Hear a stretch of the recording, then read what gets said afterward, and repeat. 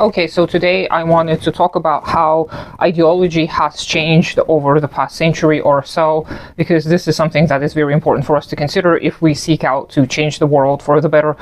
And more specifically, I wanted to talk about how at the beginning of the 20th century, there was this whole cult of rationality, right? And it started earlier. It started in the 19th century, even earlier than that. There was this whole movement of enlightenment, right? Especially in the United States, in Europe, where people believed that they achieved a certain level of knowledge and understanding of the world, that they were able to change the world according to the human needs more often than not, but they saw this as a universal good. Again, more often than not always, not everyone.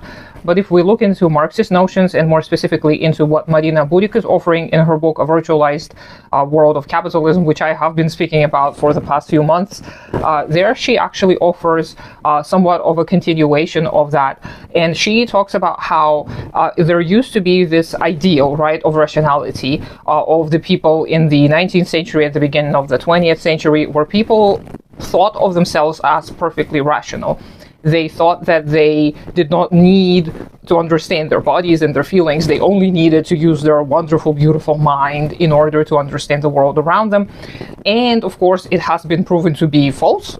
We have to work in tandem. Our mind has to work together with our bodies and our emotions. And only then our understanding of the world will be more united and whole. The ideology, of course, followed, because science and the understanding of the world is ideological. It is never void of ideology. There is no pure science. Unfortunately, there are no purely scientific methods. Dialectical materialism is a science that is actually trying to encompass all of the knowledge available and use all of the analytical tools that we have achieved over the past few centuries in order to truly, fully understand how the world works, the laws of the universe, and how we can participate in that process of change, which is inevitable. Change is going to occur whether we like it or not, but we can become freer. We can become agents or subjects of a certain worldview that is going to promote certain values, certain virtues, etc. But interestingly, this cult of rationality, this idea that we are perfectly rational, we don't need to get in touch with our emotions, etc., it is still present to this day. There are people who claim to be purely rational and they have no feelings whatsoever. Usually these tend to be men, and upon closer examination we see that more often than not this is trauma. But there's also this lack of understanding of what the truth is, because the truth is forever changing, and so are our bodies, and so are we as humans. Our minds and our nervous systems, all of them have been adapting for life that surrounded us, to our environments, for thousands upon thousands of years. So to be truly objective, I personally don't think is possible, but we can achieve levels of objectivity. We can uncover, reveal the truth that has always been there in the material world, but we have not, as humans, understood. And what this fake virtue of rationality actually does to many people is it actually takes away the tools to understanding the world, to analyzing the world, because they tend to see the world in a very narrow way. And we all suffer from this to an extent. Again, no one is going to have a wide enough lens to be able to understand the world fully. This is why we need to work collaboratively. This is why we need to organize in groups and try and understand the world together, because we're not very reliable narrators, aren't we? But when you're on your own and with limited tools, you are going to see what you want to see, because there's so many propagandist tools that have been historically used by the bourgeois, the ruling class, in order to control everyone else. And they will be continuing using those tools because they work. They're efficient. And propaganda is one of these tools. Censorship is one of these tools as well. But in order for us to truly understand the world and a part of the truth even, we need to be able to utilize our own tools. And the tools that the bourgeoisie has are available. I'm not talking about any kind of technology. I'm talking about, again, this brilliant, beautiful mind that we have that we can use to analyze. And in order to do so, we need to learn from abstract to concrete. And I talked about this a little bit before.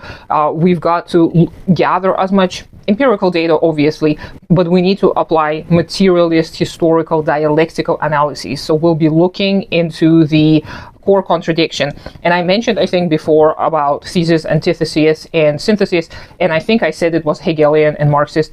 It's not really. It is not originated by Hegel. I heard somebody say that it was originated by Hegel. Hegel was the first one to use this. Actually not true. Someone else, some other philosopher used it before then. Hegel expanded that method, and then Marx actually used this method as a materialist, because remember, Hegel was an idealist. But this tool can still stand. When you look for a core contradiction, then you are able to see the possible negation of that contradiction, or on how this contradiction is going to be resolved. And later on, you can predict a certain pattern. And Marx has done a lot of this groundwork for us, and Marina Burik is following in his footsteps, and she is talking about how nowadays this fake rationality is just one of the fragments. And obviously when people consume this fragment, they don't think of it as a fake one. They actually truly believe in the depths of their hearts that this is true rationality. So we need to look out for that. We need to... My lights went out, so I don't know what I was talking about before. And fragmentation, I think, as usual, in the fragment of rationality, and to look out for it. But I also want to remind everyone that ideology, obviously, as I stated before, has changed drastically over the past 100 years or so, and fragmentation is a type of a process that started happening in the 20th century. But before that, there were already the signs that this was going to happen.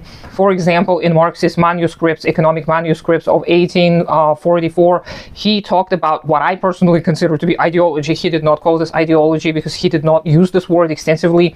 He did not write much about this. He mostly focused on economy later on. But in the economic manuscripts of 1844, he does talk about this double-sided coin of the bourgeois worldview, and how the bourgeoisie, on one hand, is very much prone to overconsumption and luxury and a luxurious lifestyle. And on the other hand, there is another type of the bourgeoisie ideal where they strive to save up and accumulate as much as possible. So the accumulation of capital is actually a virtue to these people. So he was talking about how different nations like England, Germany would participate in capitalism a little bit differently based on that ideal, or more specifically, the bourgeoisie of a particular country would strive towards one or the other ideal and always look down on the other. And so it continues to this day, and this fragment also exists. There is a fragment of overconsumption, and there is a fragment of asceticism, or consuming as little as possible and seeing it as virtuous to consume as little as possible. So both of these subplots, they did start in the 19th century, but they continued evolving. And this is just one example, okay? I'm not talking about the overarching ideological structures and superstructures that have been building off of each other for the past 100 years. I'm just giving you this one little example. These already existed as ideals in the 19th century, and they were a part, therefore, of the ideological constructs of this type of capitalism. And then as capitalism continued expanding and became imperialism, then the ideology continued to change, to adapt to the needs of expansion. Always. It's always the need for expansion for capitalism. It's nothing else.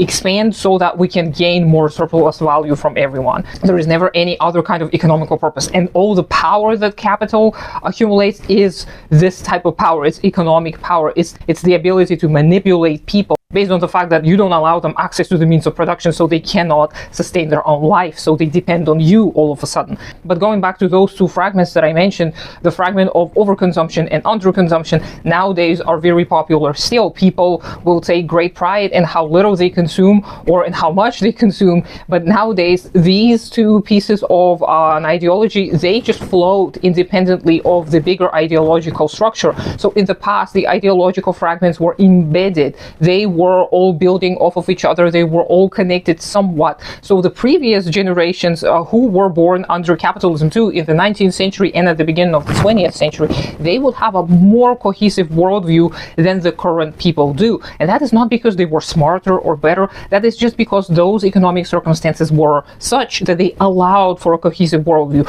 Capitalism has been destroying a cohesive ideological worldview for a while, and it was a natural process. It was not done on purpose. There was no evil cabal of people who wanted to destroy people's minds and destroy their ideological worldview. It just so happened, and still it continues to happen, and it continues to harm us. So this is why we need to be aware of this. This is why I highly recommend this book by Marina Burik, A Virtualized World of Capitalism. And this is why I will continue talking about how we're surrounded by propaganda and that we can resist it individually, but resisting it in groups is so much more effective, and that we need to do more than just resist propaganda, that we need to organize internationally nationally. But of course, we need to start locally with our little groups of comrades who we trust, and we can start it as little book clubs or reading groups. So let me know what you think. I hope you have a great day today. Consider supporting me on Patreon. Do take care of yourself and your community first. Subscribe to me on all the socials, even though I don't do much there, and I'll talk to you sometime later.